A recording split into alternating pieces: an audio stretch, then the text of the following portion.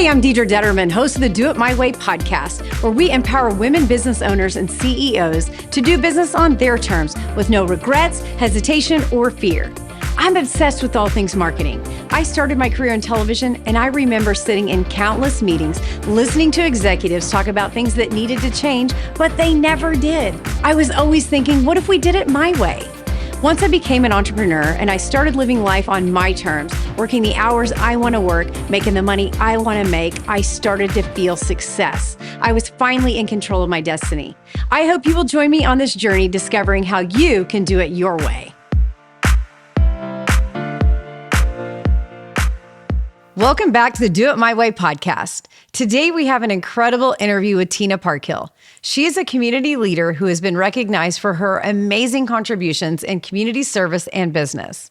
In this episode, Tina shares her story with us. She left the corporate world and became an entrepreneur while prioritizing service to the Tulsa community along the way. This is an inspiring conversation you don't want to miss. Welcome, Tina Parkhill, to the Do It My Way podcast. Well, thank you, Deidre. It's my pleasure to be here today. Well, I'm so excited to have you here. I know that we met at OSU years ago, and we won't even talk about how many years ago that was, because I don't know if I could do the math on that. But always saw you around campus. You always had a smile on your face. You were always volunteering. You were on all kinds of leadership committees, very active in your sorority. You know, I feel like everyone knew Tina. And then we reconnected through the OSU Alumni Board Association, which you got me involved in. So yes. Thank you so much for that. You know, it's an honor to serve, on the school that I love so much. But I have to know, because you're from Clayton, New Mexico, and you went to Stillwater. And I can't imagine too many people from Clayton, New Mexico headed to OSU. So what made you pick Stillwater? Well, it is interesting. I had a couple of my friends that were 2 years older than me that both went to OSU. And so I had an opportunity to go up and visit them and see the campus. But I also had a rich family history. My grandfather graduated from Oklahoma A&M in the early 30s. And I have a number of relatives from the Cherokee Alva area that have also attended there. I even have a third cousin who is a professor in the agriculture school. So we had a long family history. And so it was a really interesting opportunity for me to explore that as an option for college after high school. And I was just very fortunate to have friends that were there and actively participating in a sorority and on campus. Having visited there, I was blown away. I grew up in a very small town, graduated with 48 people. Oh my goodness. So even though Stillwater is a small town, so to speak, it was very, very big to me when you go to that campus and see all those students, walking about. 500 kids in a class. 500 kids in a class. That's more than your whole school, probably. Exactly. And I always joke that I never asked a question in a 500-person class. I was too embarrassed, didn't want to be that vulnerable. But it was such a warm and welcoming community. The campus just felt right to me. And I was fortunate to have people there that, educated me on what was going on there, had connections to the business college through some of my family, and that's where I started. So it was a great experience, and I really, really enjoyed it. Well, I can't say enough about Stillwater as well, so go Pokes. Yeah, go Pokes. So I know in college you had a lot of different leadership roles. Mm-hmm. Like I said, I feel like everyone if they went to school during that time frame, they knew who Tina Parkhill was, because you were volunteering, you were on leadership, you were doing all kinds of things throughout campus, and you're with your sorority. So tell me, how did that resonate from doing that in college to leadership roles today? Well, I mean, it was an empowering opportunity for me, because it allowed me to develop and hone my skills, communication skills, interpersonal skills, collaborating and working with others. So I really enjoyed being on a leadership a committee or any type of role, because it allowed me to learn and grow. And so it translated very well as I started my professional career, because you have to do a lot in the way of goal setting, objectives. You had in a sales role, which is what I started in, you had numbers to meet, you had to collaborate with your peers, you had to communicate with your bosses. And so all of those leadership opportunities that I participated in college positioned me well to be able to adjust to that in a professional in a professional world. Well, I say all the time, I always say Tulsa's a small town. Stillwater's definitely a small town. And the networking aspect of it, you don't really think about that when you're going to college or meeting people and doing different things, a part of different clubs and things. But I have so many people that have circled back in life today that have become my clients or referred someone to me. And it was someone that was in my class that knows now I have a marketing company. So it's a great networking opportunity as well. And being involved from the leadership, standpoint, you're meeting 10 times more people. Oh, absolutely. And, as in my role at the OSU Alumni Association as chair of the board of directors, I got to reconnect with a lot of people that I maybe hadn't seen in a long time. And it expanded my network too. And being able to meet other excellent graduates from Oklahoma State and people that have been very successful in their careers. So, networking is critical. And then having those leadership skills and the ability to communicate with others does help to, really expand your opportunities, not only professionally, but philanthropically and civically as well. So it's leadership is always a critical component of your development. And I always encourage even my children to make sure that they engage in some sort of leadership opportunity and really work hard to get to know other people so that they can expand their network and even grow professionally as well. That's great. That's great advice. I love that, from a young age or even you're starting a business, getting out there and networking and meeting people and being on different things. We were talking about the chamber earlier and, all these opportunities that come up that are great for small businesses to really be seen and to network. So thank you for that. Okay. So you were a marketing major, but then you had a minor in Russian. And you never hear that. Well, so what brought that about? And I want to know if you've been to Russia. I have not been to Russia. I took 2 years of Spanish in high school. And so alternate language was really an interest to me. When I started out in my marketing major, I really wanted to focus on international business. And at the time, I had a sorority sister who was in Russian, and she was a year ahead of me in the curriculum. And she shared with me, she was also a marketing major, and she talked a lot about some of the opportunities at the time.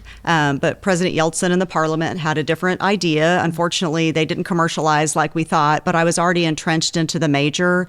And I got to meet 2 of my professors were individuals who were exiled from Russia, Ludmila and Viktor Dmitriev. And so they taught at OSU.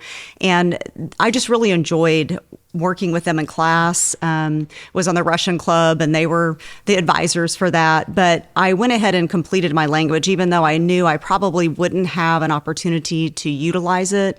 And unfortunately, when you don't use a language, you do lose it. So I guess it's been relegated, honestly, just to a talking point at a dinner party to tell people I got a minor in Russian. I've done nothing with it, unfortunately, but I really did enjoy the experience and learning about the culture and, just challenging myself to learn another language. That's very difficult. That's great. And then your first job out of school, so you went and worked for a wine distributor as a sales rep? I did. So talk about that. I went through the career placement services at OSU and got my interview with Ernest and Julio Gallo, and that was my first opportunity to do outside sales, consultative sales, working with area retail liquor stores, presenting options, presenting products, presenting pricing levels and things of that nature. And so it was really a great opportunity to learn. It was a great springboard for me to get into the sales realm, which I was very interested in. Had great managers. They had good leadership training, and they had good product training opportunities. I was able to, with the success that I had as a rep, become one of the first female district managers in the state of Oklahoma. Oh, that's impressive. And so then I got to manage a larger territory with several reps underneath me. And so it was a great experience, and it kind of gave me the bug. I really did enjoy developing a territory, acquiring new clients, and then managing people. So going from sales and management jobs, kind of, working your way, corporate America, working for, having a boss and all that, to going to be your own entrepreneur with Parkhill Liquors and Wines South. And so tell me, what made you take the leap to become an entrepreneur? It's so interesting. I had the good fortune in my professional career to work for several entrepreneurs. I've started divisions of companies. I've started companies for entrepreneurs. And so I got to be a part of that development and collaborative process, everything from initiating a name to a logo to developing a territory, cold calling, networking, and trying to just build a book of business for these respective companies. And so once you do something like that, it does give you the confidence that you could do the same. Now, there's a little bit of a difference in working for someone that's paying the bills and paying for your benefits than actually being the employer doing all of that. That's right. But I felt like I had learned from some amazing people, and they gave me the courage to look at that opportunity. And when it presented itself, it was a no-brainer for me.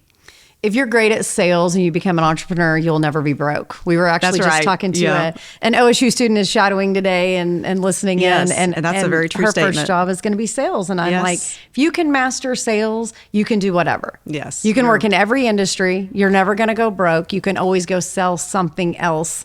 It's a great skill. So that was a great foundation for you. Yes. And then to go become your own, entrepreneur is really amazing. So let's talk about the liquor store, because I know if you think liquor store, I'm like, there's liquor stores on every corner, right?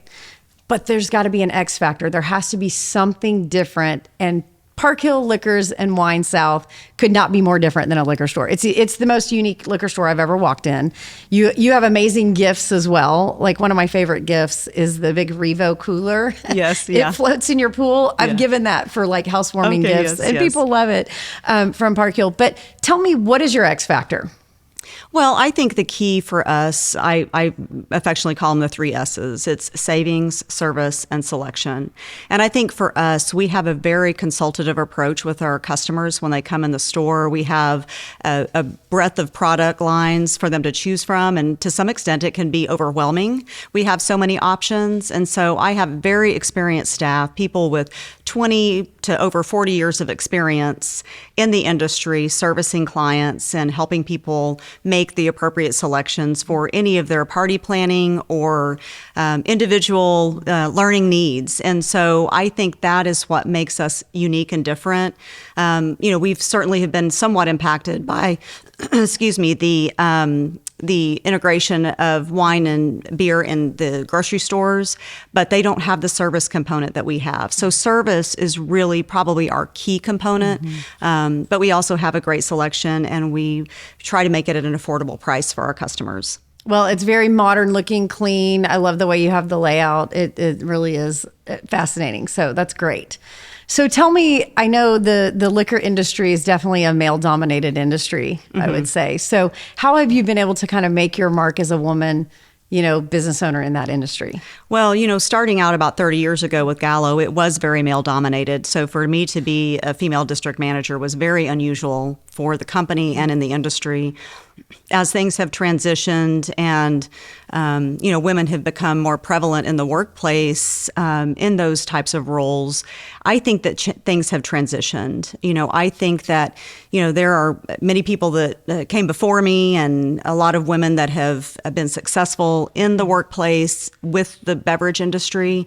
And now I think it's very commonplace, as I said, to have women in a number of different roles, everything from, servicing clients on the back office in a customer service role, forward-facing with the customers, educating them and providing them information about products, and then, of course, managing a team of salespeople. So it's been really interesting and awesome to see the transition in the industry, because initially when I started, it was very male-dominated. Mm-hmm. Well, philanthropy has been at your core. I think, we talked about your service at OSU and serving on a lot of different leadership roles, but now that has carried on into your life. And I think when I think of all the major nonprofits in Tulsa, I think Tina Parkhill has been a part of all of them, from, being on a board to, helping with fundraising with their event. But you're very philanthropic, and I really admire that about you. So share with me the importance of that for a small business owner. So I grew up very modestly, was raised by a single mother. My dad left when I was 5. And so my mom was not of means. We didn't have health insurance. We didn't have a lot of money.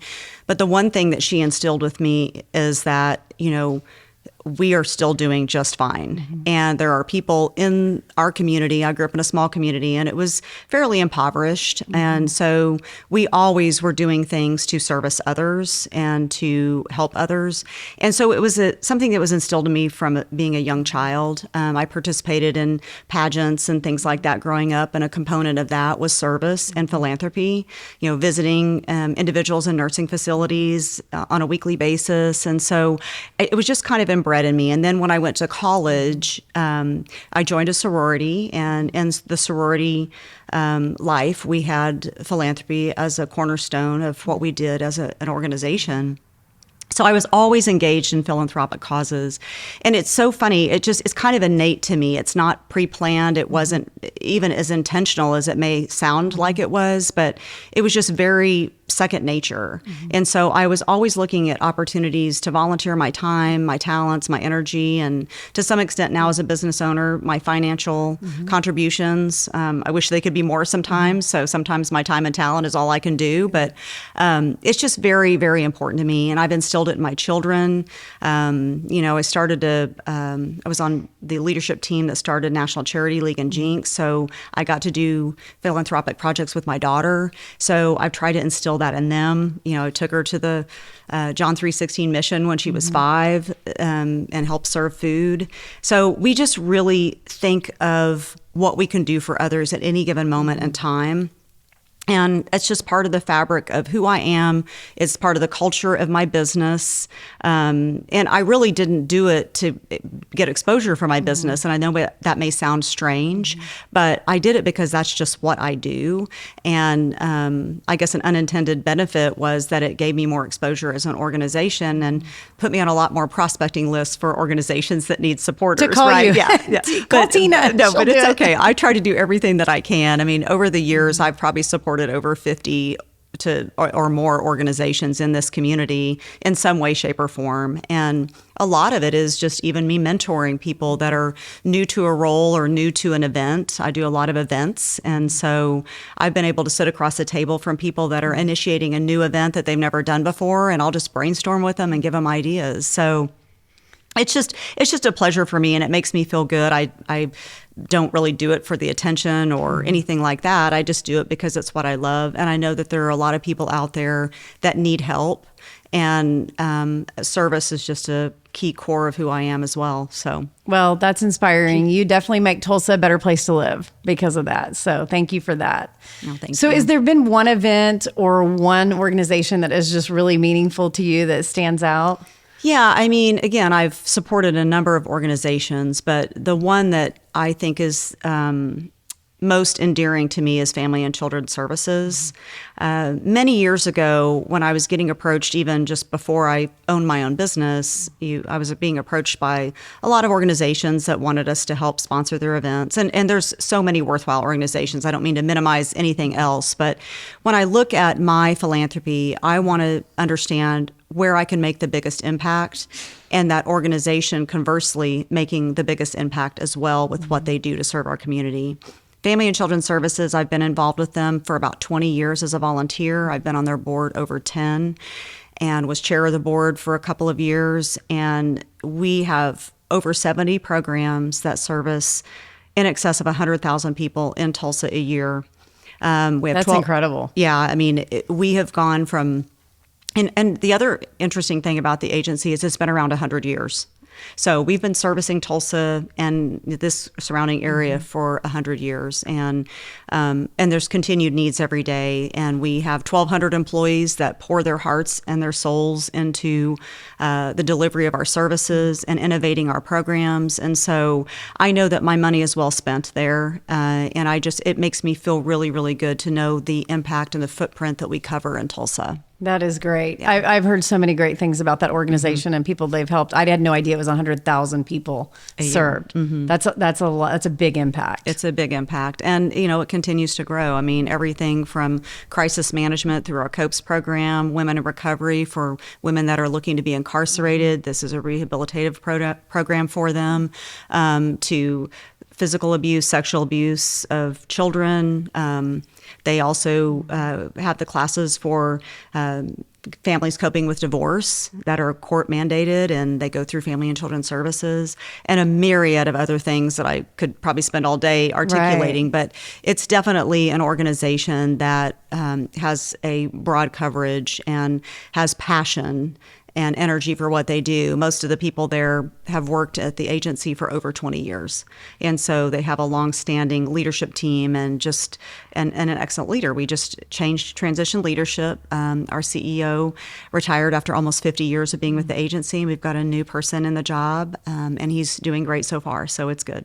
Good for you. I love hearing that. So tell me how these acts of service has translated through Parkhill. So how do you all contribute with acts of service? Well, I engage my entire management team. I have a sommelier that helps me facilitate wine tastings. A lot of times that I will donate to events, and they're very popular. Yeah, People I love to bet. do a wine Fun. tasting, a whiskey tasting, a tequila tasting. And so the philanthropic component of our business it has really transferred to them as well, and that they give of their time and their service to support philanthropic causes. They work with the philanthropies when they come in, if they're needing to, buy items, or when we donate items. They're always communicating with them via email. They're collaborating with them on the phone. So they understand how important philanthropy is to me, and they support me and encourage me in it. And they also participate in it with me when we do events at our store that benefit some area philanthropies. I love that. That's a great way to get all the employees involved and let everybody know, maybe if they don't do it outside of work, they can do it at work and really contribute. Yes, yeah. Which is great. Yeah. So what advice would you give to a woman out there that might be looking to start a brick and mortar business, want to go out on their own, become an entrepreneur? What advice do you have for them? I talk to young people and even, people that are close to my age all the time about wanting to aspire to something new or do something different. And I always tell them the first thing you have to do is find your passion. Find your passion for what makes you feel good, what makes you feel like you can make an impact, and then prepare a plan. And then absolutely stick to that plan, and don't lose patience, don't lose focus, don't be discouraged. And then I say execute that plan. And for me, I always have always told people this. I've always remembered from where I came and the journey that it has taken me to get there. So don't ever overlook what impact that might have on you. So always remember from where you started, and always reflect upon the journey in a way that makes you validated or has you learn lessons along the way. So I just really think that it's important that you find your passion, most importantly, and then everything else will fall in place. That's great advice. So I'm reading through your bio here, and you have won a ton of awards and been recognized. And I know you kind of blush, and that's like not your thing. You're very humble with all you've done, but I'm just going to read some of these, and I want to know what you think about when you hear those. So Women of Distinction, Volunteer of the Year, Heart of Gold Award, Top 20 Leader, and Fastest Growing Company. So what do you think of when you hear all that? Well, as you just said, I'm incredibly humbled to be honored in this way. And, I appreciate the recognition. It does make me somewhat uncomfortable because I don't do things to get recognition. What I do take away from it is it makes me realize that I have made an impact, and I've been recognized for that.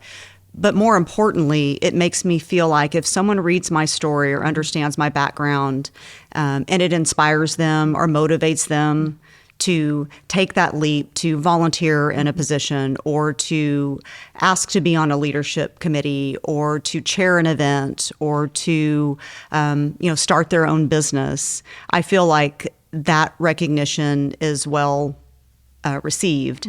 And so I just want to inspire people. I don't necessarily need to be recognized, but I like to inspire people because I have been inspired by people, which has caused me and allowed me to do the things that I've done in my professional career and my philanthropic service. And they always say, and I feel this way as well, that you get more out of it than you give. Yes. So anytime you're giving, you receive so much more just being a part of it, the satisfaction of that. But I did have to read those awards because that is very impressive. Well, thank you. So looking ahead, let's talk about Parkhill Liquor and Wine South. What do you see the future of that? It's interesting. The industry has been evolving over the last several years. It had been status quo for some time.